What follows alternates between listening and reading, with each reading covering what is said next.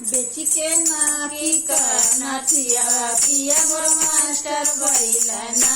बेची के नाकी करना थिया पिया मोर मास्टर भइलना।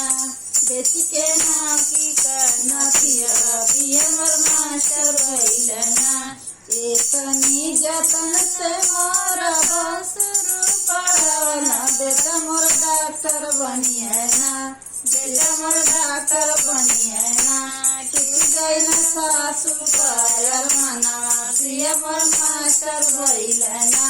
सासू पायर मनवा पिया मोर मास्टर भइलना। सासू पायर मनवा पिया मोर मास्टर भइलना। बेटी के नाकी करना पिया पिया मोर मास्टर भइलना। बेटी के नाकी करना पिया पिया मोर मास्टर भइलना। एतनी जतन से मोर बसरू पढ़ावे। भाई मोर एसपी बनिएना। भाई मोर एसपी बनिएना। टूटी गई न जेठनी कर मनवा भाई पिया मोर मास्टर भइलना। टूटी गई न जेठनी कर मनवा पिया मोर मास्टर भइलना।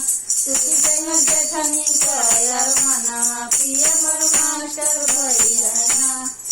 बेची के नाकी करना पिया पिया मोर मास्टर भइलना। बेची के नाकी करना पिया पिया मोर मास्टर भइलना। बेची के नाकी करना पिया पिया मोर मास्टर भइलना। एतनी जतन से मोर जीजा जी पढ़वना। साला मोर डीएम होइएना। साला मोर डीएम होइएना। टूटी गई ननदा कर मनवा पिया मोर मास्टर भइलना। टूटी गई ननदा कर मनवा पिया मोर मास्टर भइलना। टूटी गई ननदा कर मनवा पिया मोर मास्टर भइलना। बेची के नाकी करना पिया पिया मोर मास्टर भइलना।